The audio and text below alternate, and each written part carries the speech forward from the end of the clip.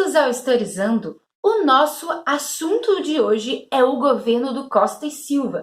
No vídeo anterior, a gente começou a falar desse período da ditadura militar no Brasil com o governo do Castelo Branco e agora a gente vai falar do segundo governo, que é o Costa e Silva.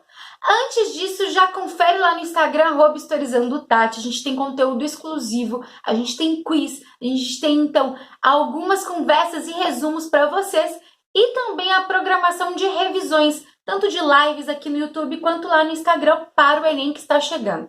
Combinado? Para começar a falar do Costa e Silva, é legal a gente olhar o histórico dele. Costa e Silva, então, é um militar, né? A gente sabe muito bem disso devido a essas questões da ditadura militar. Porém, ele já tinha participado anteriormente da nossa história aí do movimento tenentista. Inclusive, aqui no canal tem um vídeo exclusivo sobre o movimento tenentista, aconselho você a ver e vou deixar nos cards, incluindo a coluna Prestes e a Revolução de 30 ou o golpe de 30 aí do Getúlio Vargas. Então, Costa e Silva aí já tem uma experiência em cima desses processos aí de retirada de presidente, digamos assim, né? Até mesmo participou do Comando Supremo da Revolução que a gente falou no vídeo anterior, mas ele vai ser o segundo presidente, colocando aí o Castelo Branco na frente. Inclusive, o Costa e Silva vai ser muito mais próximo da chamada linha dura do que dos chamados aí Sorbonne, dos intelectuais, diferentemente do Castelo Branco, e isso, é claro, vai gerar algumas divergências. A princípio, quando ele vai montar os ministérios, ele coloca metade dos ministérios com civis e metade dos ministérios com militares, fazendo essa aliança aí, como eu disse no vídeo anterior, o golpe militar, também conhecido como golpe civil-militar, justamente por ter apoio de parte da sociedade brasileira, incluindo classe média, empresários e igreja. Dentro desses ministérios, a gente tem um ministro da Fazenda chamado Delfim Neto, um nome muito importante para a história desse regime militar, principalmente porque é a partir dele que a gente tem o chamado milagre econômico, que a gente vai falar no próximo vídeo. É nesse momento que a gente tem o PED, Programa Estratégico de Desenvolvimento, e a partir daí a gente tem uma diminuição da inflação, um aumento dos investimentos aí externos, a abertura de estatais, investimentos em infraestrutura. Então a gente começa inclusive com a construção da ponte Rio-Niterói, um desenvolvimento industrial e um aumento do consumo. Tudo isso então faz com que a economia brasileira melhore bastante a partir dessas medidas do Delfim Neto. Então é aí que começa essa estruturação do chamado milagre econômico. Tem que lembrar que o contexto mundial também favoreceu, graças ao crescimento que estava acontecendo em outros lugares do mundo, e também a gente tem na ditadura militar o Brasil se tornando mais urbano. Exatamente isso. Antes do processo do regime militar, a gente tem mais regiões rurais do que regiões urbanas no país. Durante o período aí militar, a gente tem justamente o inverso acontecendo. A gente tem o país se tornando mais urbano do que rural. Claro que não é só o regime militar que propiciou isso, a gente tem aí, desde o processo da Era Vargas, uma industrialização crescente, e isso aos poucos vai avançando até de fato a gente chegar a essa condição de um país mais urbano. Lembrando que esse crescimento econômico não garante desenvolvimento social, mesmo porque existem dados claros que afirmam que durante o regime militar a desigualdade social cresceu bastante no nosso país. Falando ainda do governo do Costa e Silva, a gente tem que falar do ano de 68. 1968 é um dos anos mais tensos aí da nossa história, principalmente pensando em regime militar, e também um dos anos aí de muitas conturbações no mundo como um todo, né? O maio de 68, por exemplo, algumas tentativas de rupturas com as estruturas, e isso também vai influenciar o Brasil. A gente tem o movimento estudantil crescendo muito e fazendo vários protestos, várias manifestações contrárias a esse regime ditatorial. Também temos crescimento dos movimentos operários, até mesmo o número de greves vai aumentar bastante nesse ano de 68, incluindo as regiões aí de São Paulo e de Minas Gerais, como por exemplo Contagem, que para quem mora aqui em BH sabe que é aqui do ladinho. Em Contagem vai ter uma greve muito grande, em outras regiões também terão greves muito grandes, e até que os operários vão conseguir um aumento salarial, mesmo porque, como dito no vídeo anterior, a gente tem aí o salário sendo reduzido não em questões de número, mas em questão de valor, já que a inflação aí vai ser diferente do salário, então a grana vai perder o seu valor. Se tem alguma dúvida com relação a isso, corre lá no vídeo anterior para entender um pouco mais. Devido a esse aumento de manifestações, aumenta aí muito também a repressão do governo, a violência do governo, que também, como dito no vídeo anterior, já começou aí com violência, com tortura, com vários problemas acontecendo, e isso continua no ano de 68 no governo de Costa e Silva.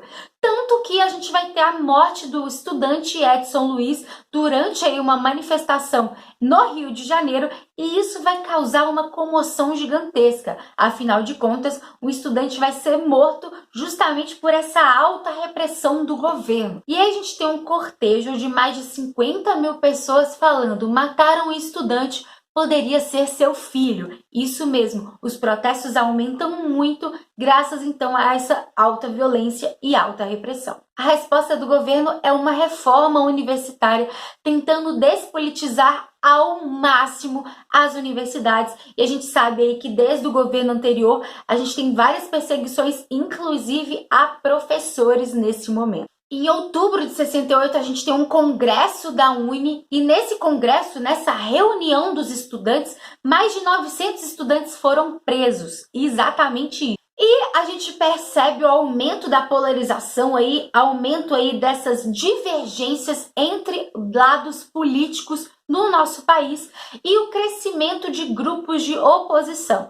Existem vários grupos de oposição, mas não necessariamente esses grupos são da luta armada. Inclusive, no vídeo anterior eu disse que o PCB declarou que não ia colocar as mãos em armas, mas a gente tem outros grupos crescentes aí se formando desde o governo anterior e que vão aumentar bastante no ano de 68, um dos anos mais tensos da nossa história. E aí, em dezembro de 1968, que vai ser o momento de maior tensão do governo, e inclusive começa aí os chamados anos de chumbo. E por que essa tensão? A princípio, a gente já viu ao longo do ano aí que tem várias manifestações contrárias ao governo e o governo com altas repressões, mas um deputado de oposição vai fazer um discurso na Câmara dos Deputados afrontando muitos militares e o ministro da Justiça vai pedir repressão a esse deputado.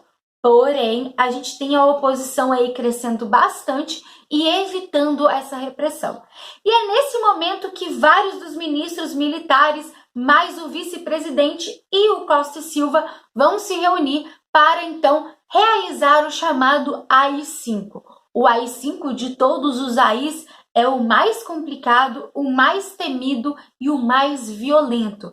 Dentro do AI-5, a gente tem várias medidas que deixam claro, inclusive, que aquele governo é sim uma ditadura. Até mesmo existem gravações dessa reunião falando justamente do governo ditatorial. Eu vou deixar aqui embaixo no link para vocês um podcast chamado Presidente da Semana, que eu já indiquei lá no Historizando no Instagram, e nesse podcast fica claro aí as gravações da galera falando que era sim uma ditadura e que não precisava medir esforços para continuar nesse poder ditatorial. O AI-5 vai ser um momento chave para isso, inclusive vários historiadores afirmam que é só a partir do AI-5 que é ditadura, mas muitos historiadores falam que desde o AI-1 a gente já tem um processo ditatorial. E é no dia 13 de dezembro de 1968 que a gente tem, então, a publicação do AI-5, um dos mais temidos AIs, como eu disse para vocês. Dentro desse AI-5, a gente tem o fechamento do Congresso por tempo indeterminado, a gente tem várias outras medidas e eu vou citar algumas para vocês que são as mais graves, digamos assim. Primeiro que a gente tem o Executivo sem limitação de poder, exatamente isso. O Executivo, que é no caso os militares, o presidente junto com os ministros, podem fazer leis, podem realizar medidas sem de fato consultar os outros poderes. Por isso esse desequilíbrio aí, indicando inclusive um regime ditatorial. A gente tem também o fim do habeas corpus, exatamente isso. Mas o que é o habeas corpus? É o direito de você, quando acusado, poder se defender, poder ter um advogado, poder recorrer a essa acusação. E por que isso é tão grave? Naquela época, com a alta repressão, a gente tem muitas das vezes os militares reprimindo várias pessoas sem que necessariamente elas não tivessem feito algo. Então, sem o habeas corpus, as prisões vão aumentar bastante, as torturas vão aumentar bastante, e aí essas pessoas não têm como se defender, como falar se fez ou não, ou pelo menos para ter um advogado, para ter um julgamento, enfim, para ter justiça no nosso país. Então esse habeas corpus basicamente vai eliminar muito da justiça que tem o nosso país. A gente também tem o fim da liberdade de expressão e de reunião, logo toda reunião ia ser considerada suspeita.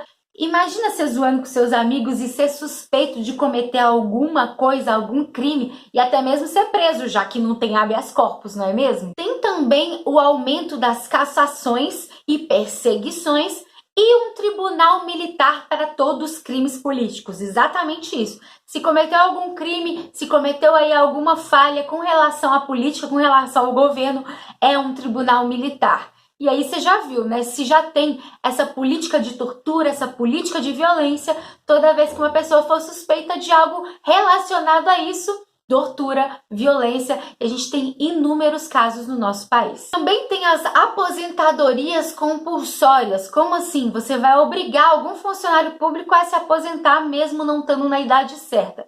Mas por que isso? Bom, se aquele funcionário público, ou deputado, ou professor tiver alguma suspeita, você então tira ele do serviço público com a aposentadoria compulsória. E a gente também tem várias prisões. Claro que isso é alguma das medidas do AI-5, não são todas, mas com certeza são as mais graves. É aí que começa de fato os chamados anos de chumbo. O auge da ditadura militar não é auge só por questões econômicas, com um milagre econômico que a gente vai ver no vídeo seguinte, mas também é o auge de repressão, o auge de violência, o auge de tortura, o auge de falta de liberdade para o nosso país. Em agosto de 69, o presidente Costa e Silva vai ser afastado, pois ele vai ter um derrame, e aí vai assumir uma junta militar. Exatamente isso. Na verdade, teria que se assumir o vice-presidente, mas o vice-presidente era um civil e os militares não queriam isso. E por isso lançam um aí só para poder assumir a junta militar e não o vice-presidente. Então a gente tem esse problema grave aí do Costa e Silva. A gente tem também em setembro de 69, um dos maiores eventos aí da luta armada acontecendo. É o sequestro do embaixador dos Estados Unidos, Charles Burke. E esse movimento vai ser justamente para que quando sequestrasse, liberasse então da prisão vários companheiros desses grupos de oposição. Inclusive a gente tem um filme chamado Que é isso, companheiro?, que é justamente sobre esse sequestro. Aconselho muito a ver, é muito fácil de achar esse filme e é interessante aí a gente perceber o clima da ditadura, principalmente o clima desses grupos de oposição. A gente tem também em 69 a formação da OBAN, que é a Operação Bandeirante. Essa Operação Bandeirante vai dar o que falar, porque a gente tem vários empresários brasileiros financiando essa operação, que é justamente para reprimir esses grupos aí de oposição à ditadura militar. E é nesse momento aí, no final do ano de 1969, que a gente tem a decisão de um novo presidente, que é o Médici. Inclusive, pouco tempo depois de deixar o governo, Costa e Silva vai falecer devido a esses problemas de saúde, e a gente tem o Médici assumindo aí o poder, assumindo aí a presidência nesse regime militar. É a partir do Médici que a gente fala que esses anos de chumbo aí vai crescer bastante, tanto a repressão, mas também é um auge econômico muito conhecido durante esse regime militar, e a gente vai ver no próximo vídeo que é justamente esse governo que vai dar o que falar. Lembrando que, por mais que esse auge da repressão seja nos anos do Médici, aí, de 69 para frente, a gente tem muita repressão também com o AI-5 no Costa e Silva. Muita gente confunde e acha que o AI-5 é do Médici justamente por ter altos índices de violência, mas o AI-5 é do governo Costa e Silva, do finalzinho do governo Costa e Silva. Combinado? Bom, é isso. Eu espero que vocês tenham gostado. Se você tem alguma dúvida, sugestão ou comentário, fique à vontade. O Historizando é nosso. Como eu já disse, eu vou deixar aqui embaixo o podcast Presidente da Semana sobre o Costa e Silva, que é uma das fontes que eu usei para fazer esse vídeo para vocês. Não se esquece de conferir lá no @historizandotati no Instagram várias outras questões, incluindo revisões para o Enem. Se inscreve no canal se você não for inscrito e curte esse vídeo. Muito obrigada pela sua atenção. Um beijo e até a próxima! Vou deixar aqui na tela alguns grupos de oposição